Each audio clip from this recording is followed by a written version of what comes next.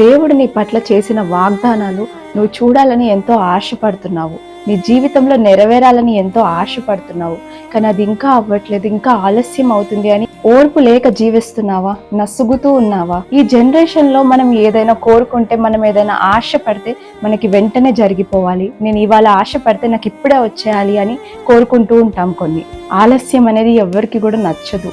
కానీ ఒక్కసారి ఆలోచించండి, తల్లి గర్భముతో ఉన్నప్పుడు 9 నెలలు పూర్తి అయ్యాకనే ఒక శిశువు ఆరోగ్యంగా బయటికి వస్తాడు. అదే ఆ తల్లి తొందరపడి నాకు 7వ నెలల్లోనే ఆపరేషన్ చేసేయండి, బిడ్డని బయటికి తీసేయండి అని చెప్తే అప్పుడు ఆ బిడ్డ ఒక లోపముతో బయటికి వస్తాడు.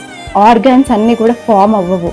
నీ జీవితంలో కూడా అలాగే దేవుడు వెయిటింగ్ పీరియడ్ పెడుతున్నాడు, ఆలస్యం చేస్తున్నాడు అంటే నీ జీవితం పట్ల దేవుడికి ఎంతో గొప్ప ప్రణాళిక ఉందని అర్థం. జీవితంలో కూడా నువ్వు వెయిటింగ్ పీరియడ్లో, వెయిటింగ్ సీజన్లో దేవుడు నా కోసం శ్రేష్టమైనది రాస్తున్నాడు, శ్రేష్టమైనది చేస్తున్నాడు అన్న నమ్మకముతో, విశ్వాసముతో నువ్వు ఎదురు చూస్తే నీ జీవితం పట్ల నువ్వు గొప్ప శ్రేష్టమైన బహుమతిని చూస్తావు. If delay bothers us, that means we don't have patience.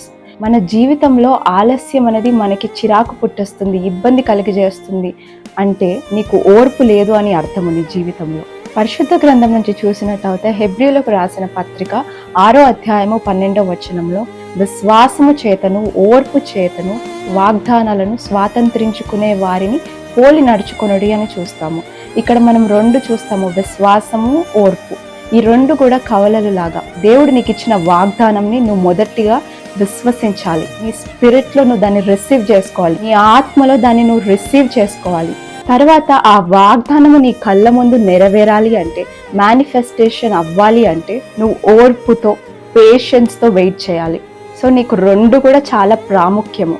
విశ్వాసం ఉండి ఓపిక లేకపోయినా వాగ్దానాలని పొందుకోలేవు, ఓపిక ఉండి విశ్వాసం లేకపోయినా నువ్వు పొందుకోలేవు. మన జీవితంలో దేవుడు ఇచ్చిన వాగ్దానాలు కొద్ది రోజుల్లో నెరవేరబోతున్నాయి అనే సమయంలో సాతానుడు ఇచ్చే ఆలోచన గివప్ ఇవ్వు అని, వదిలిపెట్టేసేయి, ఇంకా అది నీ పట్ల జరగదు, నీ జీవితంలో దాన్ని నువ్వు చూడలేవు, ఇంకా దాన్ని వదిలేసేయి, ఇంకా దాని గురించి ప్రార్థించకు, ఇంకా దాని గురించి విశ్వాసముతో ఉండకు అని సాతానుడు ఎంతగానో నీకు అలాంటి ఆలోచనలు తెప్పిస్తూ ఉంటాడు. కానీ ఒక్కటి మర్చిపోకు, నీకు ఎవరైతే వాగ్దానము చేశాడో ఆయన నమ్మదగిన దేవుడు.